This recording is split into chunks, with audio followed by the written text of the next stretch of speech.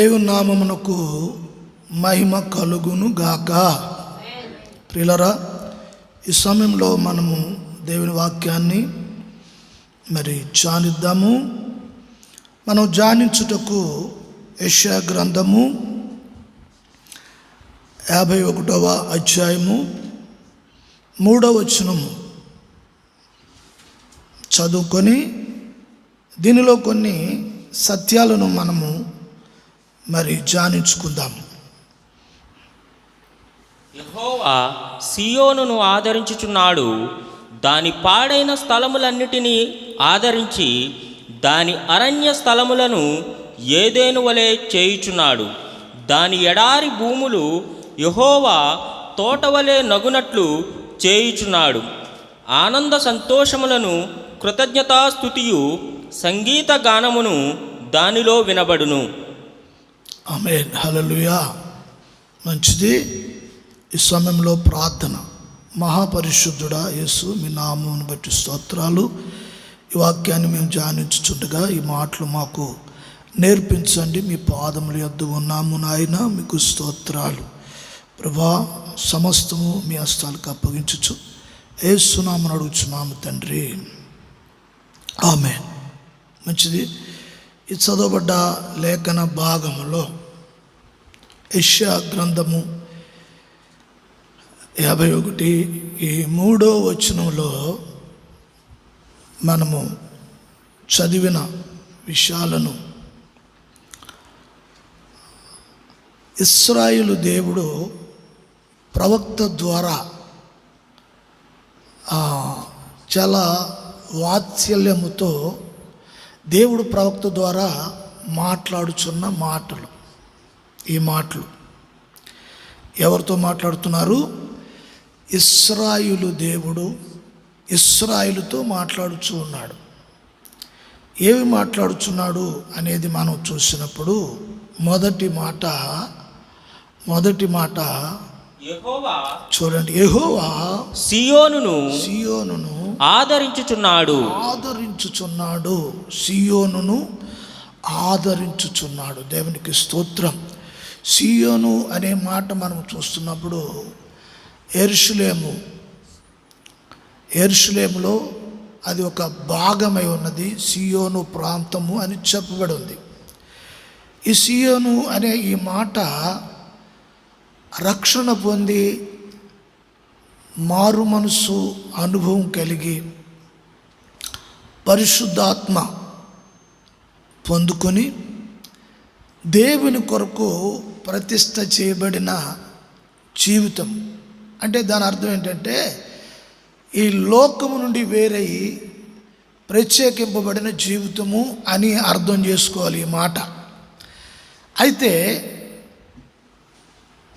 ప్రవక్తల గ్రంథాల్లో దేవుడు సియోను కుమారి అని, సియోను కుమార్తెలు అని ఇలాగా 2 విధాలుగా సంఘమును పిలవటం మనము లేఖనాల్లో చూస్తూ ఉంటాం. ఇక్కడ సియోను అని చెప్పబడి ఉంది. అంటే సియోను కుమార్తె, సియోను కుమార్తెలారా అంటే నామకార్థమైన జీవితం కలిగిన ప్రజలు అని అర్థం. సియోను కుమారి అంటే ఒక ప్రతిష్ట చేసుకుని ప్రభు కొరకు జీవిస్తూ ప్రభు కొరకు తన జీవితాన్ని సమర్పణ చేసుకుని విశ్వాసంలో ఈ లోకంలో ఒక నిరీక్షణతో కొనసాగుచున్న జీవితం అంటే రక్షణ అనుభవం అని చెప్పబడవచ్చు. దేవుడు అంటున్నాడు, యెహోవా సియోనును ఆదరించును. ఆదరించును. బాగా గమనించాలి. ఆదరించును. సియోను యెహోవా సియోనును ఆదరించుచున్నాడు. దాని పాడైన స్థలములన్నిటినీ చూడండి, దాని పాడైన స్థలములన్నిటినీ గమనించాలి. ఇక్కడ పాడైన స్థలములు, దేవుని కొరకు జీవిస్తూ ప్రతిష్ఠ చేసుకుని జీవిస్తున్న, ఒక వైరాగ్యము కలిగి పరిశుద్ధాత్మ అనుభవంలో మరి జీవిస్తున్న ఒక వ్యక్తి జీవితంలో కూడా కొన్ని పాడైపోయిన సందర్భాలు, పాడైపోయిన పరిస్థితులు, పాడైపోయిన స్థితిగతులు, ఆలోచనల ద్వారా పాడైపోవటము, పరిస్థితులను బట్టి పాడైపోవటము, లేక ప్రార్థనా జీవితము లేక పాడైపోవటం, చూడడానికి వినడానికి విశ్వాసిగా ప్రతిష్ఠ చేసుకున్న విశ్వాసులుగా, సమర్పణ చేసుకున్న విశ్వాసులుగా, కంటికి పైకి మరి భక్తిగా కనిపించవచ్చు. సర్వశక్తుడైన దేవుడు ఈ లేఖన భాగంలో మనం చూసినప్పుడు పాడైపోయిన చూడండి, పాడైపోయినా కూడా ఆయన విడిచిపెట్టట్లేదు.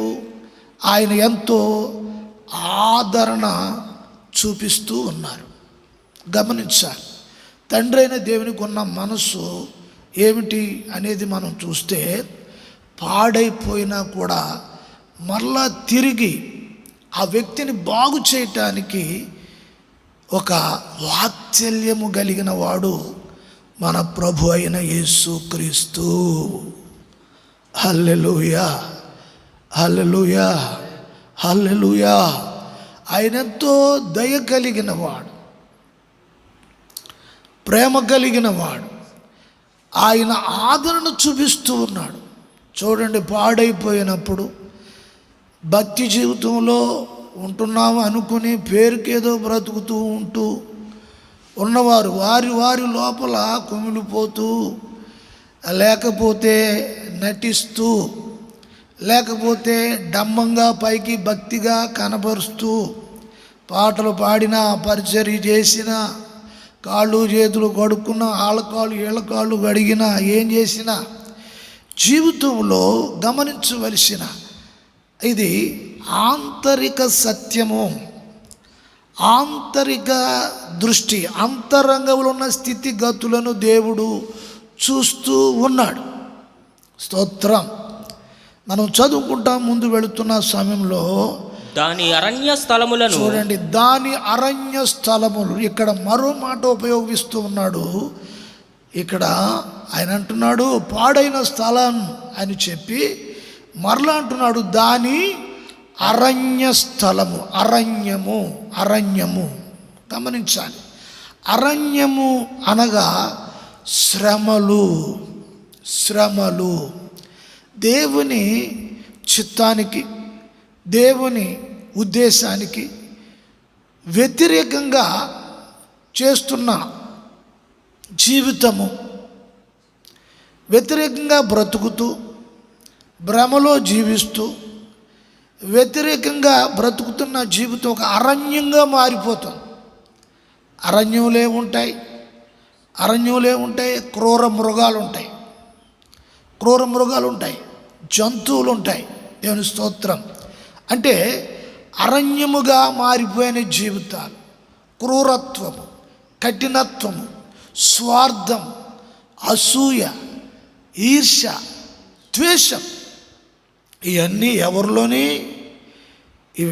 ఎవరిలోని దేవుడు ఎరగని వారిలో కాదు, అన్యజనుల్లో కాదు, దేవుని ప్రజలు అని పిలువబడుతున్న వారిలోని, సియోను అని పిలువబడుతున్న వారిలోని. దేవునికి స్తోత్రము కలుగును గాక.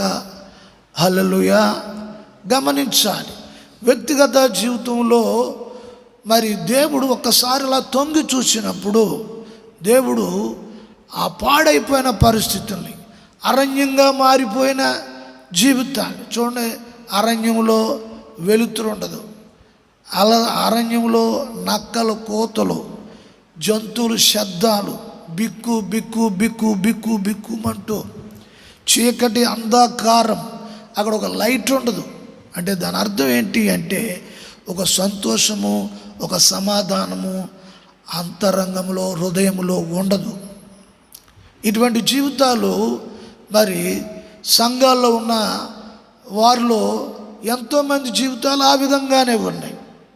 గమనించవలసిన విషయం, అటువంటి వారి మీద దేవుడు జాలి చూపిస్తున్నాడు.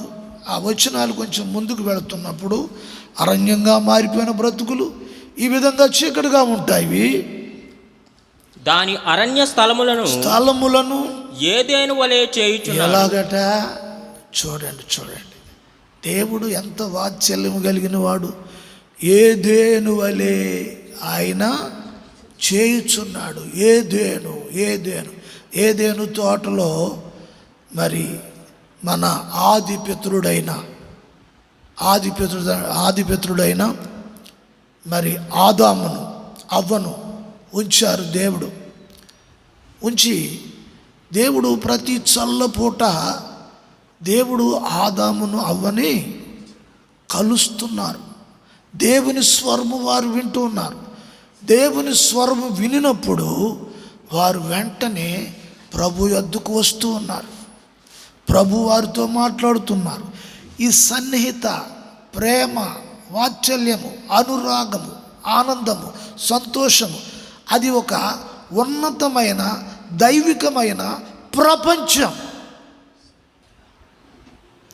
ఈ దైవికమైన ఈ అనుభవం ఆదాము అవ్వల జీవితంలో దేవుని స్వరం వినబడతా ఉంది. దేవుని స్వరం వినబడుతున్న సమయంలో వారు తండ్రి అని వారు వస్తూ ఉన్నారు. నా కుమారుడా ఆదాము ఆయన పిలుస్తున్నారు. ఈ సన్నిహిత సంబంధము చూడండి.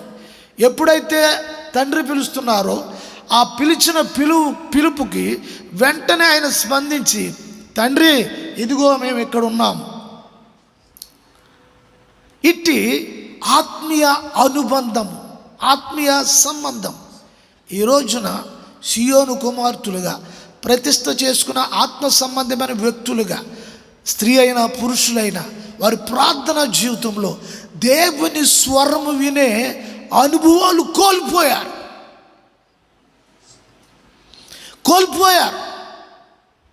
ప్రార్థనలు జరిగించవచ్చు, ప్రార్థనలు కూర్చోవచ్చు, ప్రార్థన చేయవచ్చు.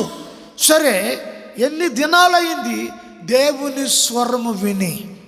ఆయన అంటూ ఉన్నాడు, ఏదేను తోట వలె అరణ్యంగా మారిపోయిన బ్రతుకులను, అర్ధంతరంగా అధ్వానంగా ఉన్న జీవితాలను, ఇవాళ చాలామంది ఆ అద్భుతమైన జీవితంలోనే, ఒక తీరు దెబ్బ లేని జీవితంలోనే, పైకి ఏదో పొగడరు పూసుకుని, ఏదో మంచి వస్త్రాలు కట్టుకుని, ఏదో పైకి ఒక భ్రమలో బతికేస్తూ కాలం గడిపేస్తూ ఉంటున్న పరిస్థితులు ఈ రోజున మనము సంఘములో చూస్తూ ఉన్నాం. దేవుని సంఘములో దేవుని స్వరం వినబడుతుంది. దైవజనుడు మాట్లాడుతున్నాడు, వాక్యం ప్రత్యక్షపడుతుంది. ఈ ప్రవక్తల గ్రంథములో నుండి, ప్రవక్తల ద్వారా దేవుడు ప్రజలతో మాట్లాడుతూ ఉన్నాడు. దేవుని సంఘానికి 5 fold మినిస్ట్రీ అనగా పంచధర్మాలు, 5 రకాల పరిచర్య ధర్మము దేవుని సంఘానికి ఇవ్వబడి ఉంది. ఒక వ్యక్తి సంపూర్ణంగా దేవుని స్వరం వినబడి, దేవుని స్వరం వింటూ తన జీవితాన్ని సరి చేసుకుంటూ సంతోషకరముగా, ఆనందకరముగా, సమాధానకరముగా, ఆత్మలో ఉజ్జీవము కలిగిన వారుగా దేవుడు మరలా వారిని చూడాలని దేవుని ఆశ. తినడానికి ఉండవచ్చు, ఉండడానికి ఉండవచ్చు, కట్టుకోవడానికి ఉండవచ్చు, తిరగడానికి బళ్ళు ఉండవచ్చు, కార్లు ఉండవచ్చు, ఉండడానికి బంగళాలు ఉండవచ్చు, మెత్తని డండ్ల పరుపులు ఉండవచ్చు అండి. నీ ఇంట్లో మంచి ఖరీదైన వస్తువులు ఉండవచ్చు. సరే, ఇవన్నీ ఉన్నను. అయితే నీ హృదయములో నిజమైన దేవుని స్వరము వింటున్న అనుభవం, వాక్యమును దర్శిస్తున్న అనుభవం, వాక్యంతో ఉన్న సహవాసం, లోకం నుండి ప్రతి దినము నీ జీవితాన్ని ప్రత్యక్షపరచలేక ప్రత్యేకపరచుకోవటం ప్రత్యేకమైన జీవితం జీవించాలని ఒక ఆశ కలిగి, ఒక వైరాగ్యం కలిగి, నీ ఎదుట సాతాను ఎన్నో ఊర్లొడ్డి, ఎన్నో ఆశలు పెట్టి, స్వార్థము, ఈర్ష, అహంకారము, గర్వము, ఇటువంటి విత్తనాలు వేసి ఎన్నో ఉంటుండగా పూర్తిగా నిన్ను నాశనము చేయాలని వాడు ఆలోచన కలిగి ఉండగా, వాత్సల్యము కలిగిన దేవుడు పాడైపోయిన, ఆ మోసంలో పడిపోయిన మరలా తిరిగి ఆయన అంటూ ఉన్నాడు, నిన్ను ఏదేను వనము వలె చేయుచున్నాడు. అబ్బా, దేవునికి స్తోత్రం. చేయుచున్నాడు అంటే దాని అర్థం ఏంటి? ఏదేను తోటలో ఉన్న అనుభవం నుండి నువ్వు కోల్పోయావు, మరలా చేయటానికి ఆయన సిద్ధంగా ఉన్నాడు. కోల్పోయిన అనుభవాలు మరలా తిరిగి పశ్చాత్తాపం కలిగి, ప్రభువా ఈ పరిస్థితి నుండి నేను మరలా ఆ పూర్వ వైభవము కావాలి అని, అట్టి ఆనందము కావాలని దేవునికి స్తోత్రం.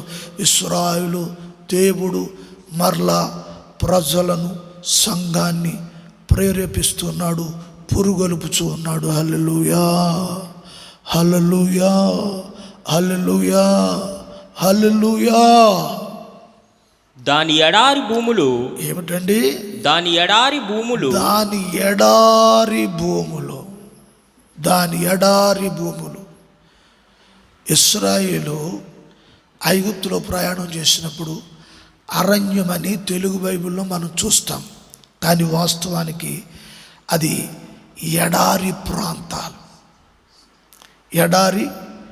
ఎడారి ప్రాంతం అంటే అక్కడ నీరు చుక్క కూడా దొరకని ప్రదేశము. నీరు దొరకదు అంటే దాని అర్థం ఏంటంటే, నీరు అనగా దేవుని వాక్యము.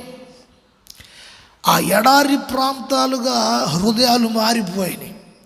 హృదయాలకు అపోస్తలుల బోధ, ఉపదేశము అనేది లేక హృదయాలు బీడుబారిపోయి ఎడారిగా మారిపోయినాయి. ఆ పరిస్థితుల్లో మారిపోయినాయి. ప్రవక్త ఆత్మ ద్వారా ఈ విషయాలు, దేవుని ఆత్మ ద్వారా ప్రజలతో ఈ విషయాలు మాట్లాడుతున్నారు. గమనించాలి, గుర్తించాలి, గ్రహించాలి. దేవునికి స్తోత్రం, హల్లెలూయా. గుర్తించాలి ఈ మాటలు. దాని ఎడారి భూములు యెహోవా తోట వలె నగునట్లు చేయుచున్నాడు. దేవునికి స్తోత్రం. అటువంటి ఎడారి భూములను దేవుడు యెహోవా తోట వలె. ఎడారిలో చెట్లుండవు, కానీ ఈ ఎడారి, ఈ ప్రాంతము ఆ విధంగా చూడండి. ఎడారి ప్రాంతం అంటే ఒక ఆత్మ సంబంధమైన విషయాలు ఏమీ కూడా ఆ మనిషిలో ఉండవు.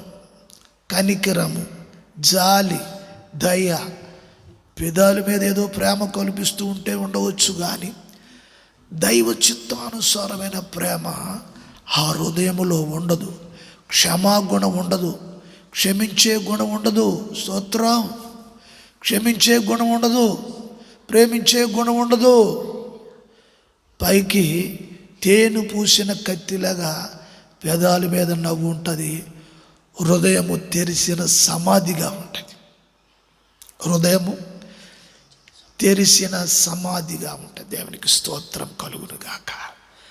అటువంటి స్థితిలో ఉన్నవారు, కనికరము కలిగిన దేవుడు అంటూ ఉన్నాడు, నేను దాన్ని ఏం చేస్తాను? దేవుని తోటగా చేస్తాను. దేవుని తోట అంటే దేవుని సంఘం. దేవుని తోటగా అంటే దేవుని సంఘం. ఆ తోటలో పనివాడు దైవజనుడు. ఆ తోటలో పని చేస్తాడు. ఆ తోటలో ఉన్న ప్రతి చెట్టుకి ఎంత నీరు కావాలి, అక్కడ కలుపు తీయటం, అక్కడ ఏమన్నా పురుగు పడితే దానికి కావలసిన మందు కొట్టడం, అడ్డగోలుగున్న కొమ్మలను నరికి వేయటం, ఆ సంరక్షణ అంతా కూడా ఆ తోటలో పనిచేసే దైవజనుడు చేస్తూ ఉంటాడు. ఇది దేవుని తోట. స్తోత్రం. ఈ తోట దేవుని తోట. నీవు దేవుని దానవు, నీవు దేవుని దానవు, నీవు దేవుని వాడవు. దేవునికి స్తోత్రము కలుగును గాక. హల్లెలూయా, హల్లెలూయా. షూలమతి అంటది పరమగీతాల్లో, నేను నా ప్రియుడు దానను, నా ప్రియుడు దానను, నా ప్రియుని కొరకు నేను సొమ్మసిల్లి మార్చిల్లి ఉన్నాను అంటది.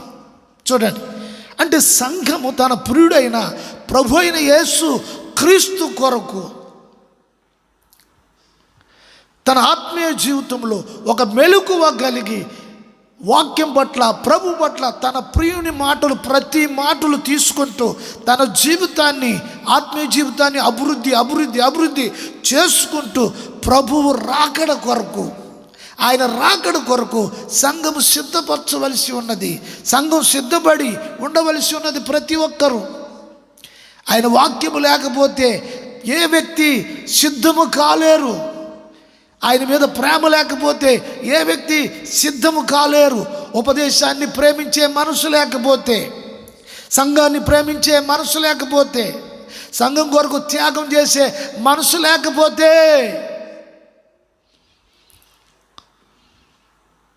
నీవు దేవుని తోటగా ఉండలేవు. స్తోత్రం. ఆ పని నీ మీద జరగదు. ఆ పని నీ మీద జరగదు. తోటలో పనిచేసే దైవజనుడు ప్రతి నాటబడిన చెట్టును చూస్తున్నాడు. దానికి పోతేస్తుందా, దానికి కాయలు కాస్తున్నాయా, దానికి పిందులు వస్తున్నాయా, అది పైకి పచ్చగా ఆకులే ఉన్నాయా, ఇవన్నీ దైవజనుడు, సంఘ కాపరి ఇవన్నీ పరిశీలిస్తూ ఉంటాడు. మన ప్రధాన కాపురైన ప్రభు అయిన యేసు క్రీస్తు, ఆయన సమస్తమును ఎరిగిన వాడై ఉన్నాడు. దేవునికి స్తోత్రం కలుగును గాక. హల్లెలూయా. ఆనంద సంతోషములను ఏమిటి? ఈ యొక్క దేవుని తోటగా మారిన ఒక వ్యక్తి సంరక్షించబడి వాక్యం చేత పోషింపబడుతున్న సమయంలో ఇక ఆ వ్యక్తిలో ప్రారంభమయ్యేదేంటి? పరిశుద్ధాత్మందలి ఆనందం. పరిశుద్ధాత్మందలి ఆనంద సంతోషములను. ఏమిటట? ఆనందము, సంతోషము. నిజంగా ఆత్మలో ఆనందం ఉందా? వింటున్న వారులారా, మిమ్మల్ని ఒక దైవ సేవకుడుగా, సంఘ కాపరిగా మిమ్మల్ని అడుగుతున్నాను, నీకు ఆనందం ఉందా? ఆనందము సంతోషములతో కృతజ్ఞతాస్తుతియు. చూడండి, ప్రభువా, పాడైపోయిన నా బ్రతుకును మరలా తిరిగి ఆ ఏదేనులో ఉన్న ఆనందాన్ని, సంతోషాన్ని, ఆ స్వరమును, ఆ మహిమను మరలా తిరిగి నాకు అనుగ్రహించినప్పుడు ఒక కృతజ్ఞతా భావం కలిగి నీలోండి ఏమొస్తున్నాయి? కృతజ్ఞతాస్తుతులు. ఒక 24 గంటలు నీ జీవితంలో గడిస్తే, ప్రభువా రాత్రి కాపాడావు, పగలంతా కాపాడావు, నేను అందుకు నీకు కృతజ్ఞతాస్తుతులు. గొర్రె పిల్ల రక్తము ద్వారా మమ్మల్ని విమోచించారు, ఐగుప్తు నుండి మమ్మల్ని రప్పించారు. హల్లెలూయా, హల్లెలూయా. రప్పించారు. ఇదిగో నిష్కళంకము గొర్రె పిల్ల రక్తము ద్వారా మమ్మల్ని కొన్నారు అని ప్రతి విషయములో నీకు దేవుడు చేసిన సహాయము, ఆయన స్వరక్తమిచ్చి నిన్ను సంపాదించటం, నీకు విమోచన అనుగ్రహించటం, రక్షణ అనుగ్రహించటం, ఇవి చేసిన మనకి మేలులు అనుకోవచ్చు. నాకు ఏం మేలు చేశాడు, ఏమి ఇచ్చాడు, నాకు ఇల్లు లేదే, లేదా నాకు అది లేదే, నాకు పిల్లలు లేరే, నాకు పెళ్ళి లేదే, లేదా నాకు అది లేదే, ఇది లేదే. ఏమి ఇచ్చారంటే నీకు రక్షణే గొప్ప భాగ్యము. ఓ ఇశ్రాయేలు, నీ భాగ్యము ఎంత గొప్పది! నిన్ను పోలిన వారు ఎవరు ఈ భూప్రపంచంలో? విమోచింపబడిన వారు ఆ మాట పలుకుదురుగాక. కృతజ్ఞతాస్తుతులు. ఈ సంగతులన్నీ కూడా గమనించాలి. దేవుడు నీ మీద చూపిస్తున్న కనికరము, ఆదరణ, నీ మీద చూపిస్తున్న కనికరము, ఆదరణ. దేవునికి స్తోత్రం. హల్లెలూయా. మరొక మాట కూడా మనం చదువుతాము. జకర్యా గ్రంథము 1వ అధ్యాయము 17వ వచనం. జకర్యా గ్రంథము 1వ అధ్యాయము 17వ వచనము. నీవు ఇంకను ప్రకటన చేయవలసినది ఏమనగా ఇక నా పట్టణములు భాగ్యముతో మరి ఎక్కువగా నింపబడును. స్తోత్రం కలుగును గాక. దేవుడు ప్రవక్త ద్వారా యెరూషలేము, ఒక రక్షణ పొందిన వ్యక్తిని ఒక పట్టణముతో పోల్చి మాట్లాడుచూ ఉన్నాడు. ఆ పట్టణము దేనితో నింపబడాలి? దేవుని ఉద్దేశం ఏమిటి? ఆ పట్టణము భాగ్యముతో నింపబడాలి. భాగ్యం ఏమిటి? భాగ్యము. దేవునికి స్తోత్రం. ఈ విషయాలు ప్రకటించాలి అట.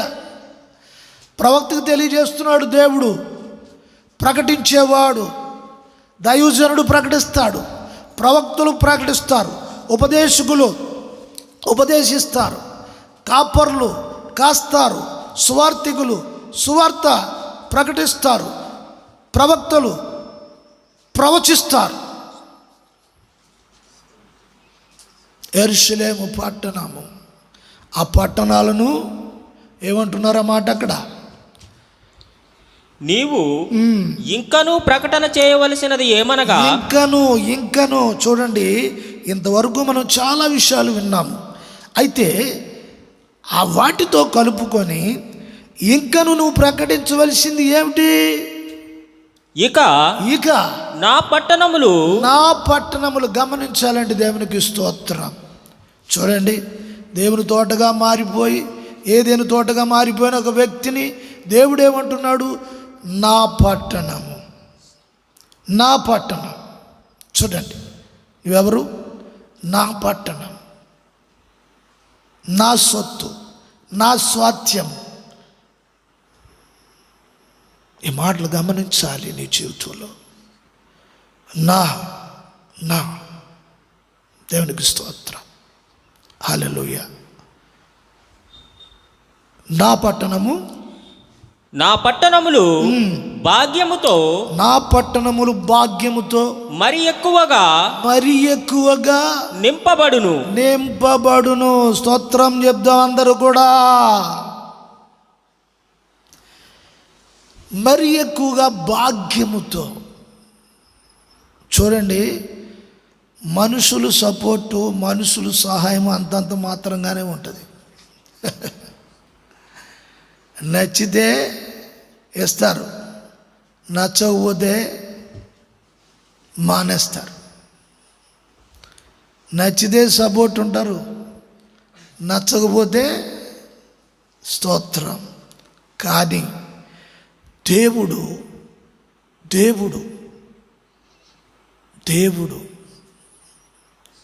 ఆయన నిన్ను భాగ్యముతో నింపేస్తాడు. దేవునికి స్తోత్రం కలుగును గాక. భాగ్యంతో నింపేస్తాడు, దింపేస్తాడు. దేవుని స్తోత్రం కలుగును గాక. ఆయన మహిమ చేత, ఆయన ప్రేమ చేత, ఆయనకున్న గుణలక్షణాల చేత మనల్ని నింపేస్తాడు. దేవునికి స్తోత్రం కలుగును గాక. క్షమాగుణము, ప్రేమతో నింపేస్తాడు. ఇదే భాగ్యం.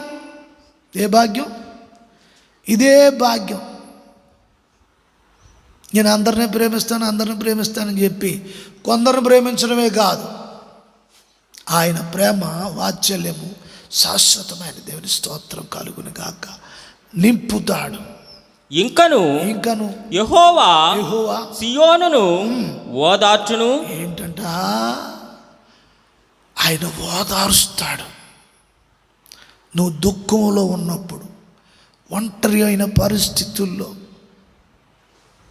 తప్పు చేసి జారిపోయిన పరిస్థితుల్లో, ఉద్రేకంతో తీసుకున్న నిర్ణయాలు, మనుషులను చూసుకుని నిర్ణయాలు, డబ్బును చూసుకుని తీసుకున్న నిర్ణయాలు, అటు ఇటు జారిపోయిన పరిస్థితులు, పడిపోయిన పరిస్థితులు, పాపంలో పడిపోయిన పరిస్థితులు, వ్యసనాల్లో పడిపోయిన పరిస్థితులు, గర్వంతో పడిపోయిన పరిస్థితులు, డబ్బు గర్వంతో పడిపోయిన పరిస్థితులు, స్తోత్రం, హల్లెలూయా, పడిపోయిన పరిస్థితుల్లో నుండి నువ్వు బిక్కటిల్లిలాగా ఏడుస్తూ ఉంటే ఒంటరిగా, అటువంటి పరిస్థితుల్లో ఆయన ఓదార్చడానికి కూడా సిద్ధంగా ఉన్నాడు. నీ ప్రభువు ఓదార్చడానికి కూడా సిద్ధంగా ఉన్నాడు. నా కుమార్తె, నా కుమారుడా, నా కుమార్తె, నా కుమారుడా అని ఓదార్చేవాడు ఆయన. దేవునికి స్తోత్రం కలుగును గాక. యెరూషలేమును ఆయన ఇకను కోరుకొనును. ఇకను ఆయన కోరుకొనేను. పాడైపోయినా కూడా ఆయన బాగు చేసుకోవటానికి, ఎటువంటి వ్యక్తినైనా సరే, పాడైపోయిన వ్యక్తిని ఆయన బాగు చేసుకుంటాడు. మనుషులందరూ విడిచిపెట్టేసి, మనుషులందరూ వద్దు అనుకున్నా, మనుషులు పక్కన పెట్టేసిన, నీకేమి చేత కాదన్నా, నీకేమి తెలియదన్నా, నిన్ను పక్కన పెట్టేసిన, స్తోత్రం, ఆయన బాగు చేసుకుంటాడు. ఆయన బాగు చేసుకుని, దేవునికి స్తోత్రం, బాగు చేసుకుంటాడు. ఆయన యెరూషలేమును ఆయన ఇకను కోరుకొనును. ఒకవేళ అనుకోవచ్చు, నేను పాడైపోయినోని కదా, నేను పాడైపోయిన దాన్ని కదా, దేవుడు నన్ను చేర్చుకుంటాడా? దేవుడు నన్ను చేర్చుకుంటాడా? దేవుడు నన్ను అంగీకరిస్తాడా? కానీ అటువంటి వారిని ఆయన కోరుకుంటున్నాడు. నేను నిన్ను కోరుకున్నాను, ఇకను కోరుకున్నాను. ఒక అవకాశం ప్రభు ఈ మాటలు వింటున్నా నీతోనే మాట్లాడుతున్నాడు. ఈ మాట నీ హృదయములో ఉన్న ఆలోచనలో మార్పు చెందాలి. నీ హృదయంలో ఉన్న మార్పు కావాలి. దేవునికి స్తోత్రం కలుగును గాక. ఇంతవరకు నీ మనుషుని ఆత్మ ద్వారా నువ్వు ఆలోచించిన ఆలోచన అంతా కూడా పూర్తిగా విడిచిపెట్టి ప్రభు వాక్యం వైపు తిరగాలి. నీ జీవితాన్ని తప్పకుండా ఆయన శుద్ధీకరిస్తాడు, ఆయన ఓదారుస్తాడు. దేవునికి స్తోత్రం, హల్లెలూయా. ఆయన ఒక తల్లి బిడ్డను ఎత్తుకున్నట్లుగా, ఒక బిడ్డను ఒక తండ్రి ఓదార్చున్నట్లుగా ఆయన ఓదార్చేవాడై ఉన్నాడు మన పరమ తండ్రి. హల్లెలూయా, హల్లెలూయా, హల్లెలూయా. మంచిది. మరొక వచ్చిన భాగం మనము చదువుదాం ఈ సమయంలో. 2 కొరింథీ పత్రిక 1 నుండి, లేక 2 కొరింథీ పత్రిక 2వ అధ్యాయము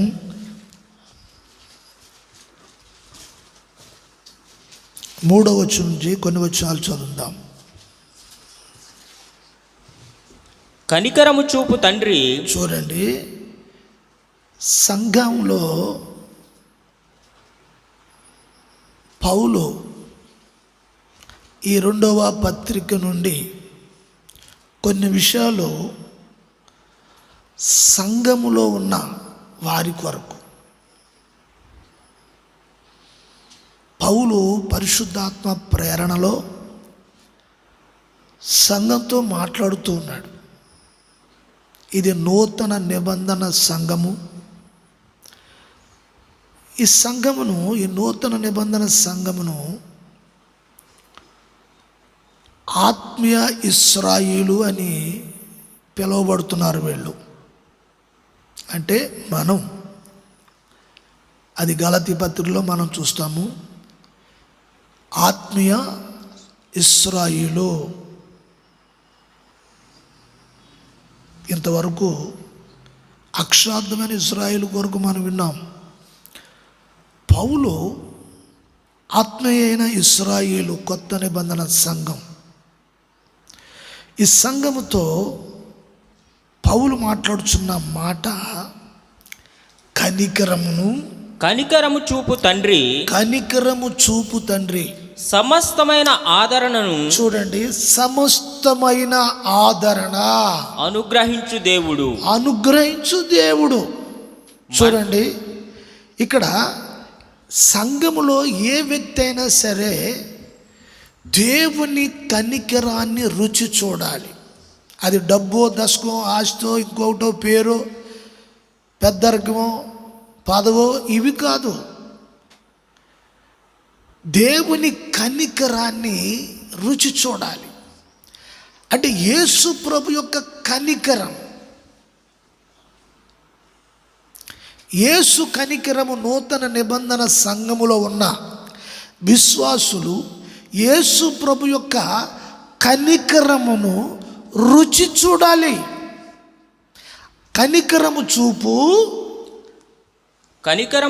తండ్రి. చూడండి, కనికరము చూపు తండ్రి సమస్తమైన ఆదరణను. చూడండి, ప్రతి విషయములో కూడా ప్రభువు నిన్ను ఆదరించగలరు. ప్రతి విషయంలో. ఈ విషయము దేవునితోటి కాదు, ఇది నేనే చేసుకోవాలి. కొంతమంది చూడండి, వారికి వారు తెలివితేటలు, జ్ఞానము ఇవన్నీ చాలా ఉంటాయి. అది పరసంబంధమైన వచ్చే జ్ఞానం అయితే ప్రభు వాక్యమును అనుసరించి ఉంటుంది. అది ఆకాశము క్రింద నుండి వచ్చిన జ్ఞానం అయితే అది వాక్యాన్ని అనుసరించదు. తన ఇష్టమైన ప్రభుత్వంగా చేసుకుంటూ ఉంటుంది. గమనించాలి. ఇక్కడ ఆ మాటను మనము, పౌలు ఈ మాట కనికరము చూపు తండ్రి సమస్తమైన ఆదరణను అనుగ్రహించు దేవుడు. చూడండి, చాలామంది అంటారు, ఏమంటే మాకు చాలా అనుగ్రహించాడండి దేవుడు, ఈ మధ్యకాలంలో దేవుడు చాలా కృపను అనుగ్రహించేసాడండి, మాకు చాలా అనుగ్రహించాడు, ఈ అనుగ్రహించాడు అని చెప్తూ ఉంటాం. అయితే సమస్తమైన ఆదరణను అనుగ్రహించు దేవుడు. చూడండి, అంటే పౌలుకు ప్రతి విషయంలో పౌలు యేసుక్రీస్తు ద్వారా పొందిన ఆదరణ అనుభవం ఇది. పరిశుద్ధాత్మ నేర్పిస్తున్న ఈ విషయాలను దేవుని ద్వారా, యేసుక్రీస్తు ద్వారా ఏ వ్యక్తి అయితే ఆదరించబడతారో, చూడండి, ఏ వ్యక్తి ద్వారా ఆదరించబడతారో, ఏ వ్యక్తి యేసుక్రీస్తు ద్వారా ఆదరించబడతారో, పరిశుద్ధాత్మ ద్వారా ఆదరించబడతారో, ఆ ఆదరించబడిన వ్యక్తి మాత్రమే ఈ విషయాలు మాట్లాడగలరు. మాసిదోనియాలో చాలా భయంకరమైన విపత్తి, ప్రమాదము వాటిల్లింది పౌలుకి. అటువంటి సందర్భంలో ఇక బ్రతుకుతాము అనే నమ్మకము వారికి లేదట. ఆ అధ్యాయం అంతా మీరు చదివితే బ్రతుకుతాము అనే నమ్మకము లేదట. పౌలు అంటారు, బ్రతుకుతాము అనే నమ్మకము లేదు. సమస్తమైన విషయాలలో దేవుడి కనికరము మేము పొందుకున్నాము. దేవుని కనికరం పొందుకున్నాము కనుకనే ఆ అనుభవంతో సంఘముతో మేము మాట్లాడుతున్నామని చెప్తున్నాడు. సంఘంతో నేను మాట్లాడుతున్నాను ఈ విషయాలు. ధైర్యంగా మాట్లాడుతూ ఉన్నాను. ఆ కనికరము నేను పొందుకున్నాను, నేను అనుభవించాను అని చెప్తున్నాడు. గమనించాలి. సమస్తమైన ఆదరణను అనుగ్రహించు దేవుడు మన ప్రభువైన యేసు క్రీస్తు తండ్రి అయిన దేవుడు స్తుతించబడును గాక. కృతజ్ఞత చెల్లిస్తున్నారు. దేవుడు మమ్మును ఏ ఆదరణతో దేవుడు మమ్మల్ని ఏ ఆదరణతో ఆదరించుచున్నాడో ఆ ఆదరణతో ఎట్టి శ్రమలలో ఉన్న వారినైనను ఆదరించుటకు శక్తి గలవారమగునట్లు ఆయన మా శ్రమ అంతటిలో మమ్మును ఆదరించుచున్నాడు. హల్లెలూయా, స్తోత్రం. చూడండి, సంఘములో ఉన్న ప్రతి విశ్వాసి, సమర్పించుకున్న ప్రతి విశ్వాసి సమర్పణ అంటే వెండి బంగారములు తీసేసినంత మాత్రాన ఈ పైకి కనిపించే సమర్పణ అనేది కాదు. హృదయములో ప్రభుకి అప్పగింపబడి నీ కోరిక, నీ ఉద్దేశము, నీ ఆశ, నీ జీవితము, నీ బ్రతుకు ప్రభుకి అప్పగించబడి, దేవునికి స్తోత్రం. పౌలు ఈ యొక్క శ్రమల్లో ఈ అనుభవము ఆయన కలిగి ఉన్నాడు. ఇప్పుడు మరలా తిరిగి ఆ అనుభవాన్ని సంఘంతో పంచుకుంటున్నాడు. నిజంగా ఒక వ్యక్తి సంఘములో, విశ్వాసంలో ఒక వ్యక్తి యేసు ప్రభు కనికరము చేత కనికరింపబడి ఆ అట్టి అనుభవం ఉంటే, తిరిగి మరలా నీ సాటి అయిన సహోదరుని, నీ సాటి అయిన సిస్టర్ అయినా, బ్రదర్ అయినా, ఎవరైనా సరే ఇట్టి ఆదరణ నువ్వు కలిగి ఉన్నప్పుడు అట్టి ఆదరణ అవతల వారికి కూడా నీ ద్వారా వారికి అందించగలవు. దాంట్లో కుటిలత ఉండదు, దాంట్లో ఈర్ష్య ఉండదు, దాంట్లో స్వార్థం ఉండదు. దాంట్లో నీ మట్టుకు నీ కొరకు ఏదో సునకానందం అంటాం చూసారా? ఏమానందం?